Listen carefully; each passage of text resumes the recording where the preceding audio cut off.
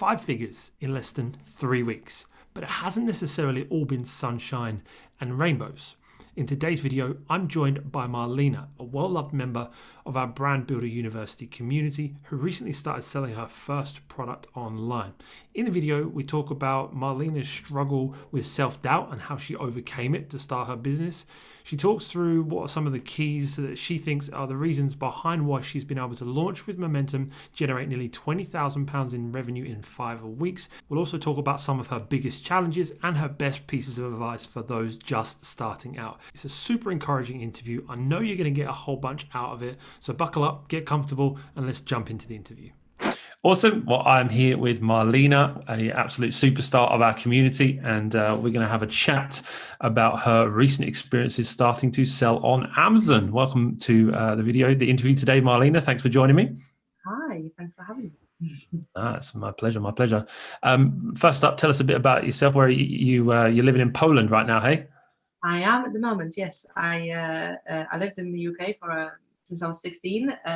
We then started moving around when, I don't know how old I was, but a good few years after, and working abroad and lived in Canada for a bit. We then decided, I'm from Poland originally, so we thought with my husband, hey, let's give it a go and see what it's like over there. So we're here now. We are actually planning on going back to the UK. That was kind of in the plan for a while, but because of the pandemic and everything, we're still here. We're still doing our thing and trying to grow. You can grow wherever you are, so it doesn't really matter. Yeah, no, that's it. That's the beauty of an online business, right? You can kind of live wherever's got an internet connection. So yeah, that's good. Awesome. So we want to just talk about a bit about your journey. I'm hoping it's going to be super encouraging for people. But let's start at the beginning. Hey, how did you come across the world of e-commerce? Well, it's actually thanks to my husband. He started his own business beginning of last year, end of 2018. And he teaches online basically, so it kind of got the spark going. Right, yeah. He actually, I guess due to the nature of his work, he had some contacts that actually introduced him to selling a private label physical product. Mm-hmm. It was actually on Amazon to start with. He was thinking about doing it himself, but then decided to carry on with his own business and kind of concentrate his time on that. Okay. Meanwhile, I was kind of, listening to everything was happening, and I was in a corporate work that was, I guess, good. It was a good job. Yeah. But it wasn't 100% doing it for me. So eventually, he kind of said, "Oh, why don't you watch this course? You got me a course, and then he said, why don't you watch this and see how you get on?" And that's how it started. Right. It's good to have a supportive husband like that wants to get you started in business. Yeah, absolutely. I basically started following this course. It was a very in-depth course from America somewhere, and then obviously watching a lot of YouTube videos and stuff like that. And I had a journey to work in a tram, which took about 30 to 40 minutes, and every day there and back I was stuck there making notes. Like, oh, you do this and then you do this, and then when I exercised in the morning I did the same thing. I was watching whatever I could kind of whatever information I could gain from these courses and from this thing, and I got really excited about it all. It just felt like I could maybe give it a go, but it was a bit hard because I've never really been a very kind of tech savvy person. Computers and things used to go. Well, obviously I worked for computer. I mean, I worked in a real estate, so we use computers on an everyday basis, but I'm not the IT specialist. Sure. So I guess that was the big sort of hurdle to get over. I was kind of thinking, well, can I really do this? Can I really look at all this? How can I sell online if I struggle to find to get this document working or doing that, whatever. Yeah. But yeah, it all came with time, and then eventually, I was coming back from work, and it just wasn't doing it for me. We were already planning on moving back to the UK, but we didn't have a 100% plan in mind, and we thought, something still needs to change. It's not quite there yet. Right, okay, I'm going to quit my job. Don't quit your job. No, disclaimer, don't do this. I had very fortunate circumstances where we could live at my mum's place and have a got the full office here and stuff, and it's just a very rare thing to, you know, for people to actually have that available. But that's why I decided to kind of, you know, give it a go full time, and really concentrate my time fully on it. And that's how it started. And end of 2019, well, actually in January this year, I went full time in product research, and Awesome. set up a company in March, and started to get going. Awesome. So talk to us, just you mentioned about the like the aspect of self-doubt, and I know that would be a big thing for a lot of people. How do you feel like you overcame that? Because, you know, you have overcome that, which we'll talk about in a minute, you know, seen some great stuff happen, and you could have easily just kind of quit and not kept going. But what do you think was it that kept you going, even though you had that self-doubt? Can I do this? Will I be able to do this? What was it that kept you going? I've always been, I still am, and my husband always, like, you know, hits me over the head with it and goes like, stop it, you're best in it, you need to start believing in yourself. And I guess he's right. I don't, I'm a bit of a perfectionist, and I always want to do things right in whatever I do, which is a good and a bad thing.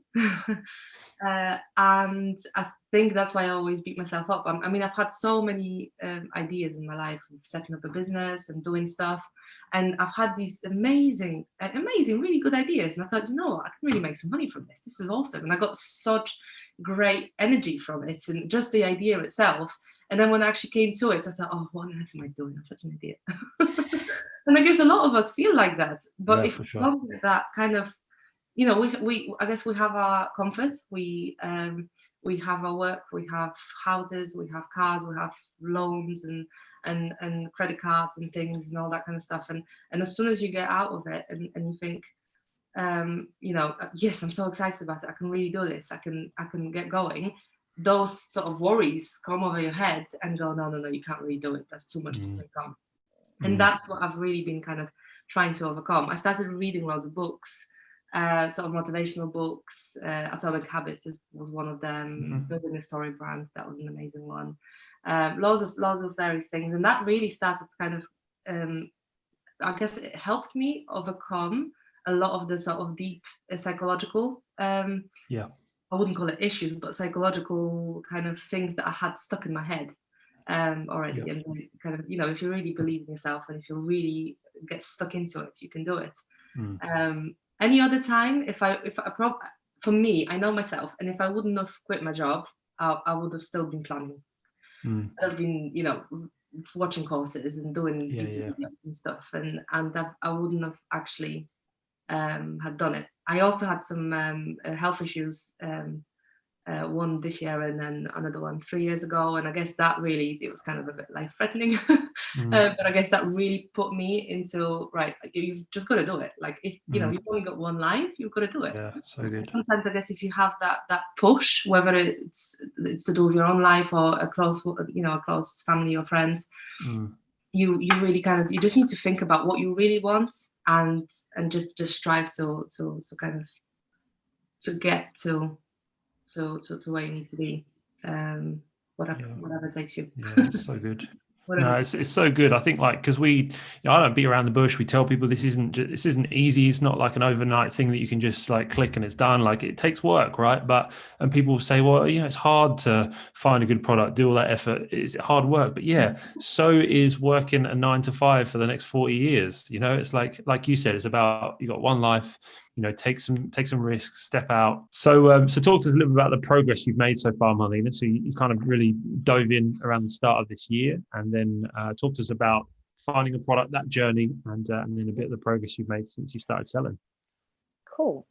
So I started. So I began this in January properly this year. I spent probably about 2 to 3 months doing product research. Okay. Which was daunting. I nearly gave up. Didn't give up, but it was close. Well, and you know, 2 to 3 months. Some people might hear that and be like, "Oh my goodness, that's a long time." But you know, as especially with the way when you read when you follow courses and follow people on YouTube that do this type of thing, you know, you think that you can do this in 3 months. I'm gonna, you know, replace my salary kind of thing. No, it's not gonna happen. Not that easily. I mean, it could if you're really good, but I don't know. So I did eventually find the product, but then obviously we had the pandemic happen. And with me sourcing from China, it came to problems with the Chinese New Year to start with. Then the factories were closed for a very long time. So getting the actual samples together, I think that wasn't too bad, and I was able to kind of get upfront with that quite well. But when it came to ordering the actual first order, that's when I had to wait a little bit, because the factories took a while to get back into work and things. And then obviously we had delays on ports, and the shipping was delayed. And I mean, we all know COVID's done to everything. So that's how it kind of went. And then so it was a very, very slow start. But I guess again, I'm trying to see a good thing in the bad that's happened. Of course, yeah. It's really kind of given me time to really study marketing, to really study, I guess, the way people think and the way people interpret what they see on screen, Right. and when they scroll through Amazon, and when they scroll through Google, and you know, how I want, as my brand, how I want to capture them and how I want to catch them, whether I have any reviews, whether I don't have. You know, whether I don't have that much selling history and all that kind of stuff. So I spent a long time doing the sort of back study in the meantime. And then we finally launched in September, end of September, 27th, I think, or 28th. I was on a trip in Scotland, a week-long trip, actually, when it launched. Again, delays with getting it delivered and all that. So it did take a long time. And then it all started to happen, and I made 3 sales on the first day, 10 sales on the second day, and then 30 sales on the third day, and it stayed consistent between 30 and 50 since. And it's amazing. I nearly got out of all the stock. We'll be out of stock tomorrow. Yeah, and your first order was it like 1,300 units? 1,300 units, yeah. So in what we now start of November, so like 6 weeks. 5 weeks, just over 5 weeks. Yeah. Crazy. I know. Crazy. I know, incredible. And then, to be fair, I guess that's another lesson learned when you do your product research. I guess that's again my low sort of self-belief was thinking that, okay, other competitors that are ranking for really high keywords, high volume keywords, they have a lot of selling history, they have a lot of reviews. So yes, okay, they can sell 1,000 a month, but never, I won't be able to do that. That's crazy. So I've compared myself with the competitors that have also been there for a long time, but have sold at a slightly higher price because they had a better product, but they have sold 10, 15 a day. And I thought, okay, so if I count it that way around, then I should be able to have enough stock for 3 months, given that it will take me 3 weeks to start selling, 10 a day, or, because you read all these horror stories and all these things. And that's one thing that I've stopped doing, following like millions of Facebook groups where people are just like feeding you these terrible stories that just leave you anxious. Yeah. and you're just petrified of putting anything on Amazon and doing anything. So I and because of that, I thought, I planned to have enough stock for 3 months, 3 to 4 months, but obviously it went in 5 weeks, so we've just got to deal with it. We'll be out of stock for a while.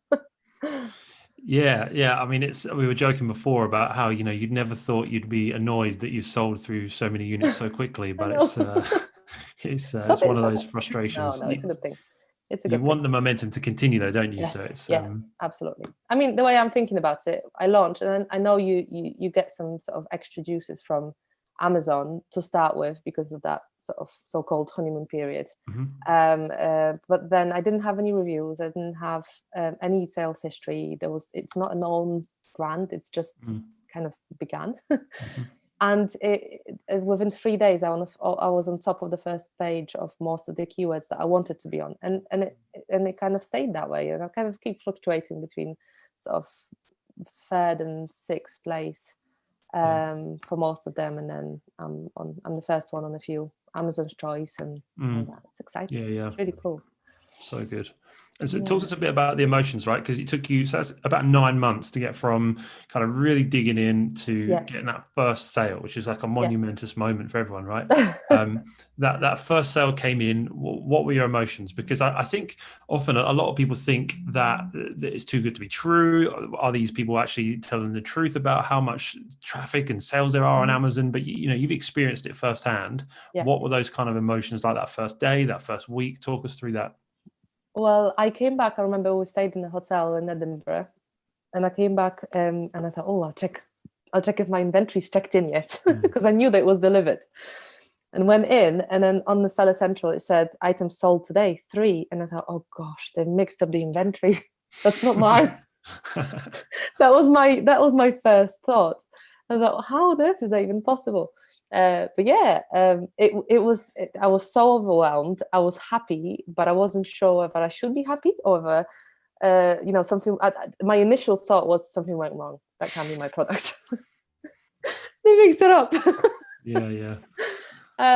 But yeah, I remember I messaged you and I thought, Ben, I sold 3 items.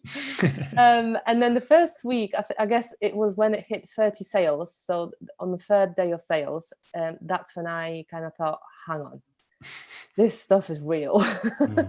That was my exact feeling too. When I first started, I hit my first sort of like 10 units in a day. I was like, crap, this is true. This works. No matter how many people tell you, until you make your own sales, it feels like it's not real. And then when you do, you're like, wow, okay, I could do something here. Yeah, absolutely. And then it just stayed that way. The one thing I am very happy about is not downloading the Seller Central app on my phone, because you end up getting a bit too wound up. On your first days of sales, I guess. They have a right to fluctuate. They have a right to change. For sure.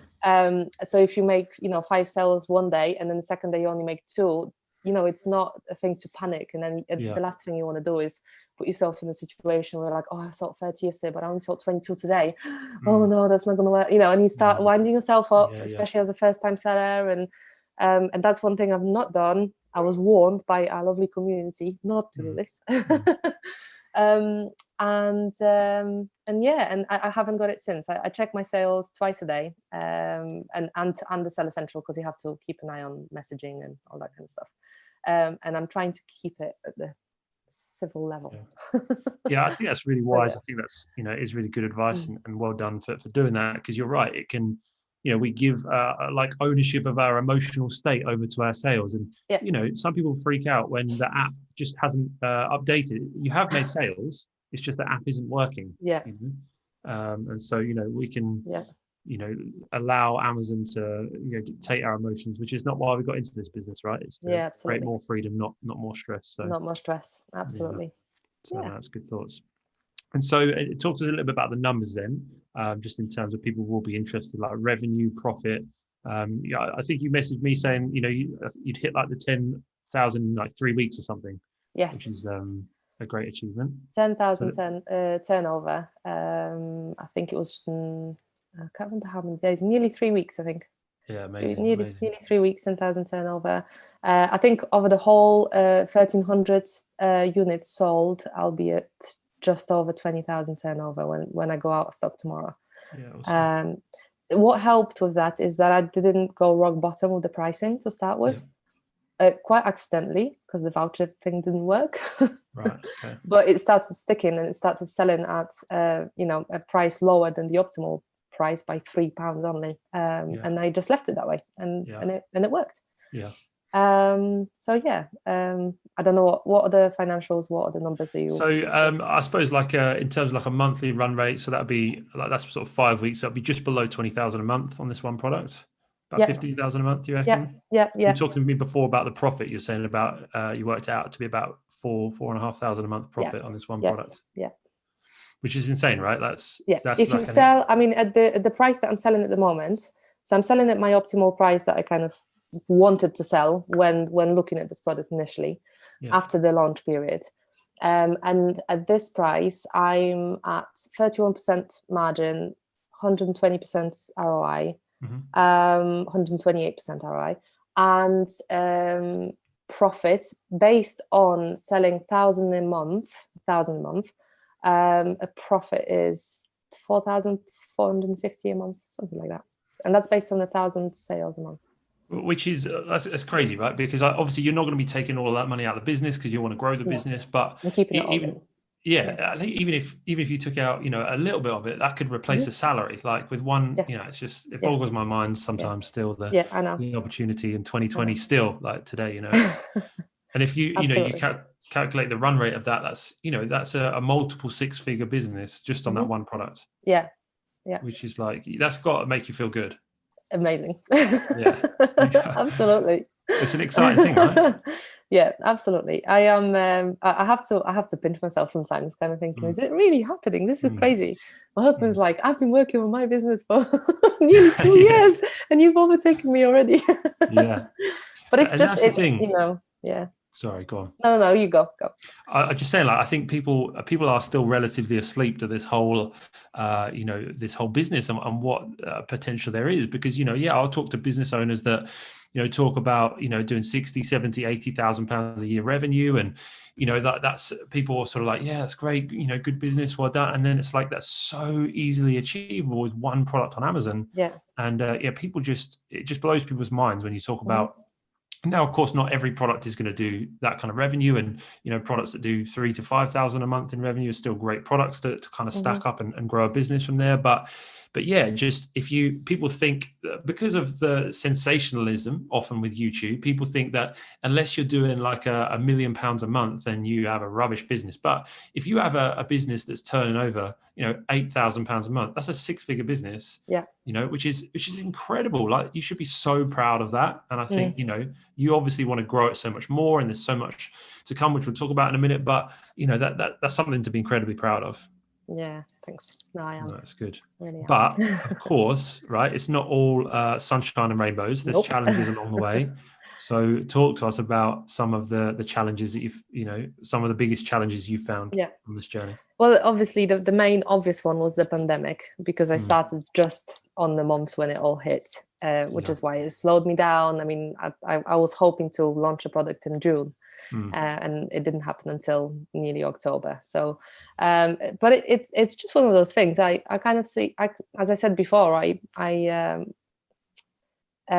see the challenge as something that you kind of learn from, and you go, well, so what? Nobody died. Nothing happened. Okay, we'll just be a few months late. So what? As long as you make the most of the time in between, actually developing either, your knowledge or your skills or whatever it is that you do. But out of the actual process, I think the Seller Central nightmares was a big one for me. I'm quite, well, I guess maybe I'm hoping I'm not so stressy anymore, but I used to be a very stressy person.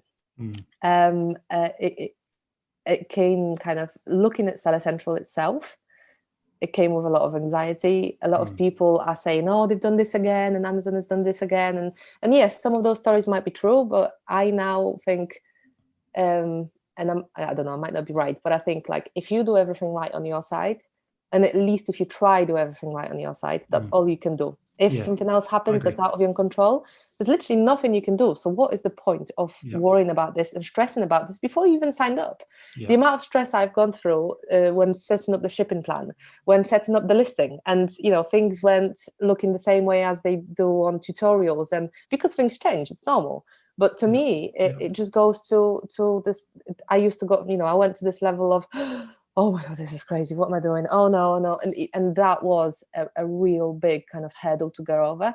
But now that I've used the Seller Central for a while, and I've done the shipping plan myself, I've done the listing myself, and I've kind of, I still feel it's a bit of a silly system, but it's there, and that's the only thing we can work with and we can use. I think the second time I'm actually doing a shipping plan today again, and I'm not so nervous about it. I'm like, it's okay, it's all right, I'll do it. I just need to read what it says and follow the steps. And that was the real big one for me. I think just on that, sorry, I know you probably have more. No. I think you made a great point earlier about how, going around different Facebook groups and hearing all the horror stories can cause so much stress. Yeah. And the truth is that the most of the issues you see in those groups are because people aren't following the rules. They're not doing things in a white hat way. It's very black hat. And Amazon has been, because it's such a great opportunity, it attracts that kind of behavior. And then people hear the stories of account closures and I clicked here and Seller Central shut down, all this kind of crazy stuff that, you know, in our community, you know, we've got several hundred people in our community and we've never had an account closure that I'm aware of, unless somebody hasn't told me. Like, we've never had anyone that's been shut down, because if you do things the right way, like you say, you know, if you do things above board and you don't have to hack the system. You know, you just have to create good products, learn how to market them well, you know, build a real good, solid business. And then I think you can sleep at night. I remember losing sleep early on for that same reason, because I heard all these horror stories. What's going to happen to my business? But you're right. You know, you don't need to lose sleep over it. Yeah, absolutely. It's almost, I always compare it to this situation, you know, when your mate goes for a driving test. And then they blame, a lot of the time what happens is they blame the instructor. Oh no, because you didn't tell me this and blah, blah. And I know that sometimes it's not your fault and you know, I passed the second time around, but I take the full responsibility being nervous. But a lot of people will just blame somebody else, you know, and that's what happens with the Seller Central. They might have done something or clicked on something accidentally, or just thought, oh, they did that on that forum, so I'll try this, see if that helps me. And then they get blocked or they get, you know, whatever. And to be fair, to some people that do have struggles with Seller Central, it's not an easy system to use, and you've got to be careful because people, you know, I guess you've just got to trade carefully. yeah, for sure. But it's not all, I guess, Amazon's fault every time. I'm only beginning to kind of, I guess, learn the systems there and seeing where everything is. It's quite complicated to see what, you know, where you can get certain information from and things. But once you know it once, then you can navigate a bit easier the second time around. So don't stress that would be my advice. Don't stress about it too much. 100%. You'll be fine. Yeah, great advice. Yeah, and I guess another challenge during the whole process was because of, I guess, wanting to spend all the money I had on the product and on making sure that I don't have cash flow problems and things. And because I've done so many different things in my previous posts at work and hobbies and things, I did a lot of it myself. So I did the photography myself. I did the infographics. Yes, it took me longer, but I think it worked out okay. And I was able to learn from kind of every aspect of the job right from start to finish, because I've done it all myself. And I think that's incredible. But obviously, if you don't have a good enough camera, don't do photos yourself, you know, get somebody else to do it, but work with them so that you can learn about the process too. The one thing I hated was the graphic design part of it. Oh my gosh. I don't know what it was. The ideas just don't come to me. And I knew what I wanted to say, and I knew what I wanted to you know, to put out there, and the message I wanted to put out, and it just wouldn't work. I had the photo, I had the wording, and they couldn't put it together. So that was, my husband kind of helped me out a few times on this one. Saved me. Sounds like a good guy, your husband. Yeah. He's good. Yeah, he knows a lot of things, a lot of useful things. That's good. Talk to us a bit about your listing, because I think, you know, you mentioned earlier that's probably what you feel has helped with your success, you know, is doing things a certain way. Is there anything in particular that you feel has really helped with that listing, in terms of like anything you've done, you know, strategically to help you get those sales? I think the photos were the one thing that I really was kind of careful on. I actually went on to my competitors' listings, and I basically screenshotted loads of different I guess the first. I was mainly looking at the first 5 photos of what they are doing, and I was looking at the competitors that are selling, knowing that, you know, with those photos they are selling and they're doing really well.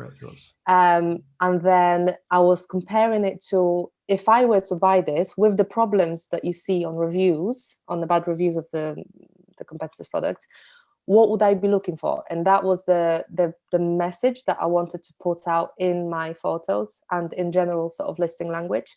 So you're almost answering, I think, I don't know if it was Helium 10 that I got that from or somewhere else, but you answering a question of the customer before they even ask that question. Yeah, exactly. Yeah. So basically just kind of, it took a long time, but but the pictures, the photos, I kind of said, the before and after, and the main photo. Also, that was a good one. Choosing the main photo, I actually screenshotted the first page of on Amazon on the keywords that I wanted to rank for. And then I've put my first photo that I wanted to use in place of one of the other listings. Yeah. And then I asked some family members, and I looked myself as well, and saw which one of my main photos will work the best in order to differentiate and to kind of, come out of the rest that's on there. Yeah. And I think that was the thing that really worked quite well. It's something we talk about that really helps click-through rate, doesn't it? Because yes, and that's one of the most important things, is because if you're on Amazon, people can't buy your product unless they go to your listing.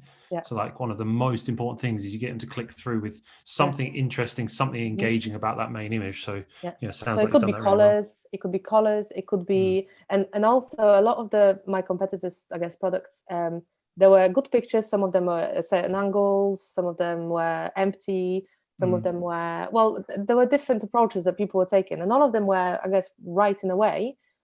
What I've done, I've extended the space to make the most of the whole square, because sometimes you see, people doing it from the top. It's the angle that you need to be careful of, I guess, and that's where the photographer can really help you. As long as you tell them that you've got the square and you've got to fill it, you've got to sell it. That's your first selling point, And it's a great little tip, because a lot of people want to have like borders around their photos to make it look, but you forget that the whole of Amazon is like a white background. So you don't, you can literally go right up to a pixel within the edge and fill as much space as possible. Yeah, it's just a tiny. I think my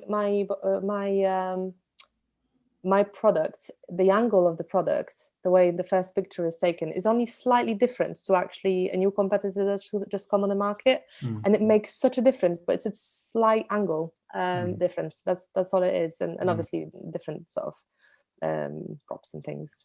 Yeah. And whatever. No, that's awesome. But yeah, so great thoughts. Yeah. That's good. And then talk to us a bit about future plans. Like what, you got these sales, and obviously you're scrambling to get stock in and that kind of thing, which is like the big challenge now. But, picture yourself 6, 12, 18 months time. Like what's the plans for your business? I definitely want to expand into Europe. I'm not actually mentioning America yet, because I've not actually researched the American market that much within my niche. But I have done for Europe, and I know that the products will most likely sell just as well. But I think at the moment, I very much kind of work on one goal at a time. So at the moment, it's making sure that, obviously knowing now that the sales are the volume they are, I need to make sure that the cash flow is flowing, and that I don't run out of stock again after this time. So all my kind of, I guess, all my thoughts are going into that for now. And then once I get this product running, so I don't have any cash flow problems with this particular one, that's when I'll be looking into most likely expanding into Europe, and then slowly looking at building up the product line to get another product going. Yeah, definitely. But one goal at a time. I don't want to get myself, sure. but I'm definitely sticking with it. No, definitely. What about like stuff off Amazon? Because I know you're doing some sort of social media and stuff like that. What's your plans with that? So at the moment, I'm only doing it. I'm doing it once a week, just updates once a week on sort of Facebook and Instagram, and I'd like to get into Pinterest and do a bit of advertising there, because I feel like Pinterest for this particular niche might work really well. But I think the plan with that is, before the next stock comes in, which will be sometime early next year, I was hoping to basically build up the customer base. So engage a little bit more with social media, put a bit more money into it to have some more kind of helpful content going out there, and basically warm people up a little bit and get the brand known and keep going. Because I mean, at the end of the day, in the long term, I don't just want to sell on Amazon. I want to have a brand that's sellable, that I can sell if I want to. I'm not saying that's my goal, but it's sellable, and then I can sell on various different platforms, and I can sell via website, because it just gives you a bit more control. You feel like you know. you can do a little bit more, I guess. But setting up and starting on Amazon is really a great opportunity, because at the end of if I wanted to do it on Facebook and via my own website, the way I've launched this time around, I wouldn't sell very much unless I put loads and loads and loads of money into marketing, and I didn't even have to do that with Amazon. So yeah, definitely. So it's all good stuff. It's the best place to start, and then it creates lots of possibilities to launch out from there, doesn't it? Yeah, absolutely. Yeah. That's good, exciting. And then just to finish up, final question: what advice would you give to anybody that's looking to start, as a new starter, like you have been in the last year? What's the best bit of advice you'd give them? I would say try not to cut corners. Try and do things properly. Great. And do your research right, I guess. So really research your customer and really find out who your customer is. Like, I have a name for my customer. I have a picture. It's really understanding what your customer's problems are and fixing them. Fixing them for them, and really understanding, the sort of back end, not just relying on Amazon. Amazon does the sales, so I'll just stick a product in it and I'll roll. It's really thinking long term and really thinking deep down into how you can actually help that customer and how you can help them long term. And then apart from that, don't over complicate the launch. That's one thing that I have when it came to launching and I had everything ready. I obviously followed your advice with and people in our community. But then, just because you go on YouTube and you go, oh yeah, I wonder what they do. And then you listen to that one, and then you listen to that one. And I got so overwhelmed at one point that I just felt like I have no idea what I'm doing. I have no idea what I'm doing. How am I going to launch a product? PPC, yes, I have basic knowledge of it, but the Amazon advertising, I don't, I felt so lost. And I think we talked about it just before I launched, and we kind of decided, well, let's just do a simple launch.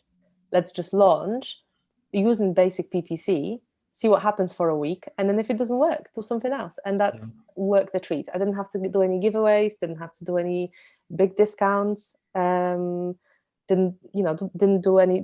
make a loss. I mean, on the first day, I was selling at 20% margin and 68% ROI. So good. Quite accidentally, because I was planning on doing vouchers, but it ended up the listing that that was created didn't need the extra kind of visibility on it. So yeah, just do things properly, do things right, and you'll get there. And don't give up. It's good. Yeah, no, it's good. And I think that is the moral of the story, right? It took you, 9 months from when you really started going for it to when you made your first sale. But I think people often want it to happen quicker than that. But because they try and make it quicker, then they shortcut things and they don't see the results that you've seen. I think you've shown that if you do it properly, you research, you fight, you solve problems, you create a good product that's a solution to that. All of those things together, you've put the time and effort into that, and now you're reaping the rewards. That's the problem of our generation, right? We want that microwave result that happens overnight. But if you take the time, put the work in, then you can see those incredible results. And as you say, 2 or 3 months in, you could have easily given up and thought, I can't do this. But you kept going, and here we are today. Yeah. I heard something a while ago, someone saying, was it in a book? I think it was a book I was reading. Most of the successful people, the real successful, long-term successful people, don't become successful until they're 40. So yeah, for sure. So you've got time. Or if you're over 40, it doesn't mean that you had to be successful at 40. Just do it. Just if that's something that interests you, and if you want to make a change and do something better with your life and enjoy life, because that's the ultimate goal, isn't it? Totally. Absolutely. Just do it. Whether it's this business model or something similar, it's definitely worth it. Definitely. Yeah. Well, amazing story, Marlena. Congrats on your success so far. Obviously, it's only the very beginning. Lots more to come, but we'll have to get you back on in 6 or 12 months to hear about how the journey's going. Gosh, pressure. No pressure. It's going to be good. I'm excited to see it all unfold. Yeah, thanks. That's awesome. Amazing. What an interview with Marlena that was. What an amazing girl. She is super excited for her journey to continue to unfold. If you're looking to do something similar and really want to build a brand that's going to bring some change and create some opportunities in your life, there's a few things you can do to help you do that today. Number one, any questions you have for us, please feel free to comment below and ask them, and we'll get right back to you. Number two is you can join our free Facebook group for a deeper dive.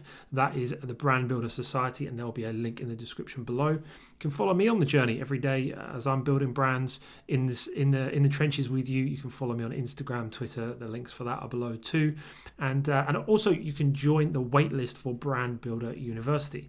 Now, at time of recording, Brand Builder University is closed for new enrollments, but we will be opening up again in a few weeks' time. And so, in just a few weeks' time, you'll be able to get a peek inside and see how we've created it in a unique structure to really promote activation in your business journey. We've also teamed up with a whole bunch of industry experts to create something really, really informative, and we also create incredible community and mentoring off the back of it as well. So make sure you are on the waitlist, because we've got some super exciting new additions to it and some new things that we're working on right now, which is going to be super exciting. So at time of recording, it's just the wait list, but check the link out below depending on when you're watching this, and do join us inside the community where we're building brand builders. Hopefully we can help you on that journey too, and if you've liked the video, please do click that like button, just so I know, and just lets me know that you like this kind of thing. More interviews coming up, and a whole bunch of other good content coming up. So make sure you subscribe too. Keep me posted on your brand building journey. As ever, feel free to reach out with any questions you have,